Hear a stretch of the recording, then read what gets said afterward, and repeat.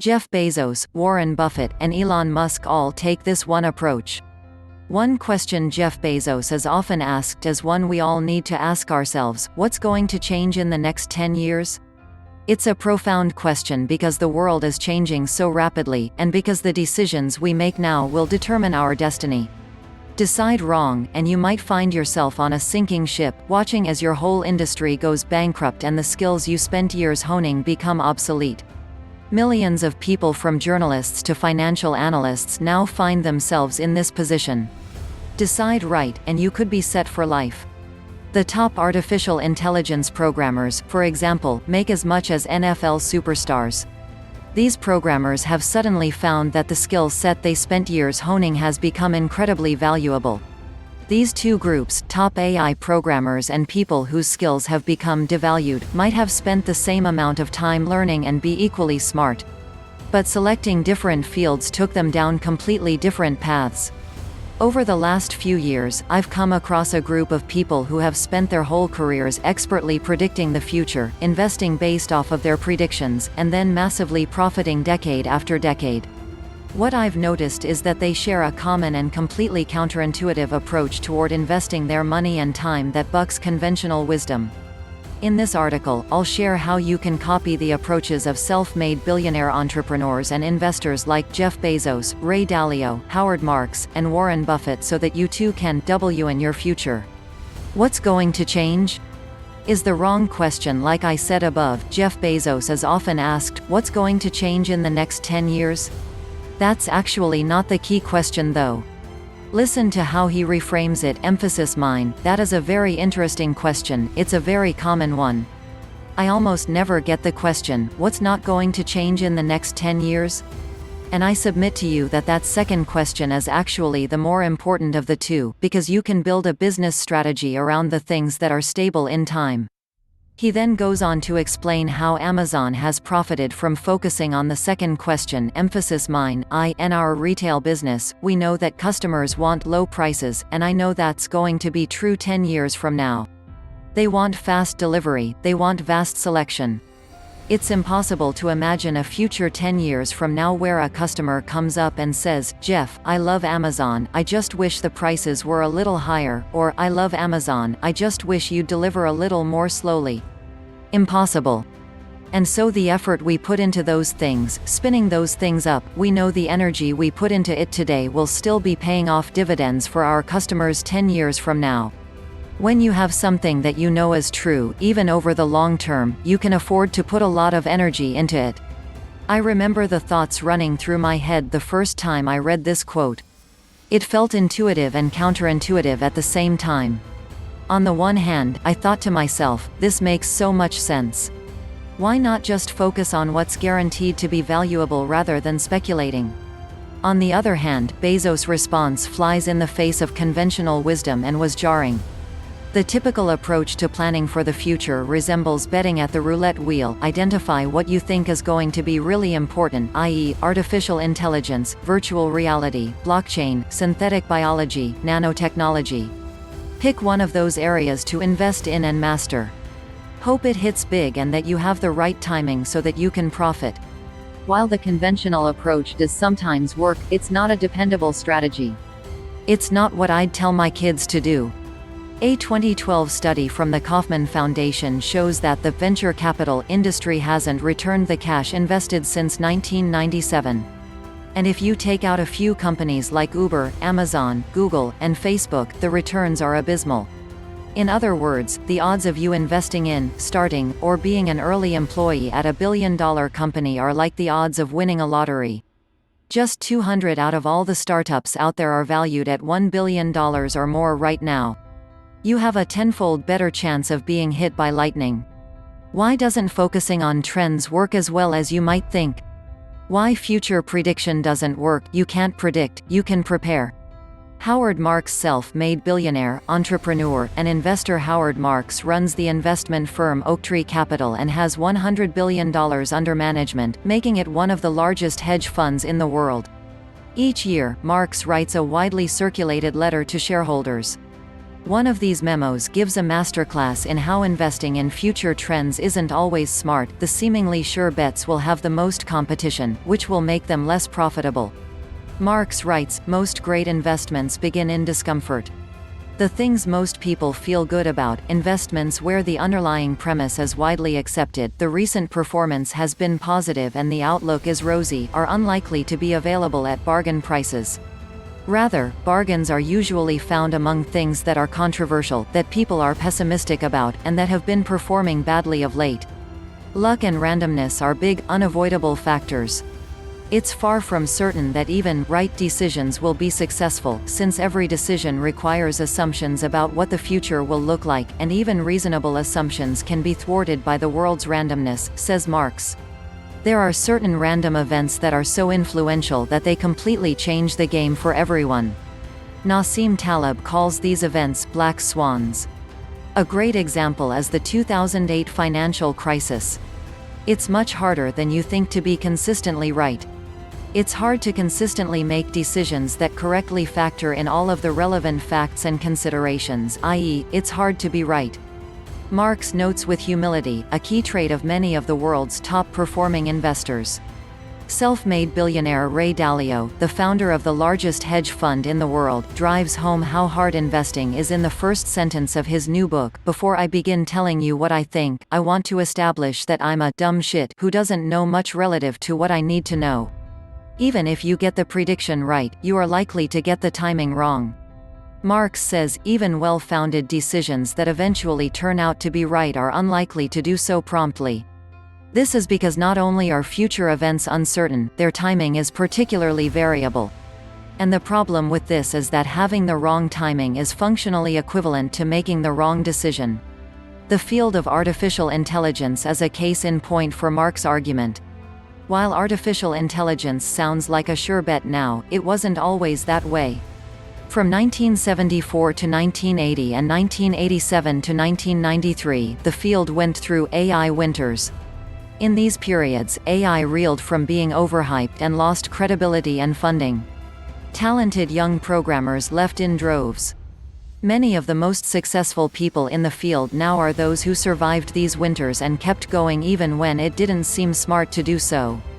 Now, someone entering the AI field has to compete against droves of the smartest people in the world.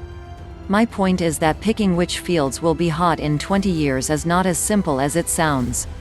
Predicting third, fourth, and fifth order consequences is almost impossible. Who would have predicted in the early 1900s that the invention of the automobile would ultimately lead to the creation of suburban sprawl, the hotel industry because of the interstate highway system, and the insurance industry? Notice how Warren Buffett, the best investor in history, doesn't invest in the hottest tech startups of the day. Instead, he has made his career by identifying businesses whose rock-solid fundamentals don't change, or which change very slowly. As a result, Buffett is able to invest in companies for the long term. He's held stock in companies like Geico, Coca-Cola, and American Express for decades. So if predicting the future isn't the answer, what can you do instead? Introducing the trunk technique. Predicting rain doesn't count. Building arcs does. Warren Buffett. At the heart of the methods used by Buffett, Dalio, Marx, Taleb, and Bezos is a common theme: focus on areas that are virtually guaranteed to be valuable in the future no matter what happens. Bezos talks about how focusing on stable customer preferences is a powerful foundation to build a company around. I'd take that a step further. Focusing on stable knowledge is a powerful approach to build a life around. I call this skill the trunk technique. Some forms of knowledge arise quickly and then just as quickly become obsolete. Other forms stay relevant for a very long time. In my article, Why Being Great is So Much Harder Than People Realize, I share how the rate at which information goes obsolete is increasing. One academic study, for example, found that the decay rate in the accuracy of clinical knowledge about cirrhosis and hepatitis was 45 years. In other words, if you're talking to a 70-year-old liver specialist who hasn't updated his skills, you have a 50% chance of getting bad information. Engineering degrees went from a half-life of 35 years in 1930 to about 10 years in 1960, so what's the difference between knowledge that expires relatively quickly versus knowledge with staying power? Broadly speaking, transitional or quickly expiring knowledge is the kind that helps us navigate a specific environment, such as the specialized field of liver medicine. Whereas pillar or longer-lasting knowledge is based on fundamental principles and mental models that can be applied in many contexts, including unforeseen future ones. Let me explain. As I share in how Elon Musk learns faster and better than everyone else, when most people think about knowledge, they think about it horizontally, viewing knowledge across different subjects. The problem with this is that when you look at things in one dimension, you miss important connections. What many miss is that knowledge is vertical as well. Great thinkers and doers, I have noticed, view reality this way. There are deeper principles and mental models that connect the various subjects that we study. In the example above, by learning the universal mental models of network science that apply to all networks, you can more easily understand specific patterns in how the brain functions and how social networks work. And it's not just one layer deep. There are many layers. In one of Elon Musk's Reddit AMAs, he explains it like this: it is important to view knowledge as sort of a semantic tree. Make sure you understand the fundamental principles, i.e. the trunk and big branches, before you get into the leaves, details, or there is nothing for them to hang onto. Here's one way of visualizing Musk's semantic tree. People who use the trunk technique focus on mastering the fundamental mental models or first principles first and then move on to the leaves second. By doing this, they build a more stable and adaptable tree, and therefore career. Trees lose their leaves every winter, but they thrive for decades and sometimes hundreds of years because they have strong trunks and roots. Let's take the topic of experimentation as an example. Understanding the 10,000 experiment rule is crucial for success at an individual, company, and societal level. The leave approach to getting better at experimentation would be to first focus on hacks like understanding how to A/B test a button on your website. The trunk technique would be to understand what the scientific method is first, i.e., controlled experimentation, peer-reviewed refereed journals, blind, randomized design, falsifiability, controlled placebo, double-blind experimentation, computer simulations, and meta-analysis. By understanding the few core principles that make up the scientific method, one can then create thousands of experiments across every area of life and career forever. As new hacks and software tools arise, you'd be able to quickly understand their significance and use them. Then, when those specific tools become obsolete, you'd still have your trunk to grow new branches and leaves from. I attribute a large part of any success I've had as a writer to applying the scientific method to the creation of ideas. Another example, I'm obsessed with health, so I've learned hacks for getting micronutrients, intermittent fasting, cold showers, saunas, and interval training. These are fine, but even more fundamental to my health has been learning the underlying principle of post-traumatic growth. All of the hacks above can be derived by understanding that systems grow by being stressed and then being given time to recover. I share more details on how they specifically apply the trunk technique to your life in How Elon Musk Learns Faster and Better Than Everyone Else, how one life hack from a self-made billionaire leads to exceptional success, and how to tell if someone is truly smart or just average, which have collectively been read over 1 million times. In summary, the trunk technique allows you to build a knowledge tree that lasts forever. Winston Churchill once said, "The farther back you can look, the farther forward you are likely to see." More recently, this phenomenon has been called the Lindy effect, the future life expectancy of some non-perishable things like a technology or an idea is proportional to their current age, so that every additional period of survival implies a longer remaining life expectancy. The corollary of this for the information age is, the more you focus on fundamental knowledge, the longer your knowledge tree will last. Adapt to any future fast and thrive. The nature of fundamental mental models is that they appear across all fields. Therefore, when you go into an emerging field, you'll enter with a head start because you'll immediately see how the principles you already know are relevant. Better understand what's happening and what it means. Similar to how an expert chess player can see several moves ahead, mental models will allow you to put what's happening in context so you can react appropriately and think farther ahead. Reduce the risk of investing in an area that turns out to not be a winner.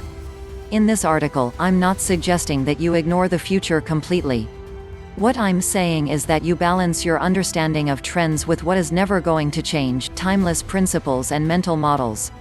In his book, Antifragile, Nassim Taleb, a very successful investor rumored to be worth hundreds of millions of dollars, suggests an approach to investing resources that maximizes returns while eliminating losses. He calls it the barbell strategy, the idea of building a portfolio of extremes, extremely safe assets plus high-risk reward assets, rather than building a big mix with everything in the middle. Source: Nassim Taleb. The trunk technique functions in the same way as Taleb's barbell strategy. By building a strong base of risk-free knowledge, we cap our downside while also giving ourselves more flexibility and confidence to make speculative bets on the future that might hit it big. That's why I argue that learning how to apply the trunk technique is one of the main skills that anyone should learn in order to create the future they want. Want to apply the trunk technique to your life today? Are you convinced of the power of mental models? I've learned from personal experience that it literally takes years to develop true mastery of these. Therefore, I created 2 resources for you. Resource number 1, free mental model course for newbies. If you're just learning about mental models for the first time, my free email course will help you get started. My team and I have spent dozens of hours creating it. It includes the top mental models from many of the world's top leaders, a guide on how to create a checklist based on the best practices from medicine and aviation so that you use your mental models throughout the day, and a guide that more deeply explains what a mental model is and how to get value from one. Sign up for the free mini course here. Greater than resource number 2, Mental Model of the Month Club for those who want mastery. If you already are convinced of the power of mental models and want to deliberately set about mastering them, then this resource is for you. It's the program I wish I'd had when I was just getting started with mental models. Here's how it works. Every month, you'll master one new mental model. We'll focus on the most powerful and universal models first. We'll provide you with a condensed and simple mastery manual, think Cliff's Notes, to help you deeply understand the model and integrate it into your life. Each master manual includes a 101 overview of the mental model, why it's important, how it works, its vocabulary, etc. An advanced overview that includes a more nuanced explanation. Examples of hacks you can use immediately to apply that mental model to every area of your life and career. These hacks are based on my personal experience and are crowdsourced as well. Exercises and templates that you can use on a daily basis to integrate the lessons in the manual and achieve maximum results in your life. A Facebook community where you can meet other mental model collectors and learn from one another.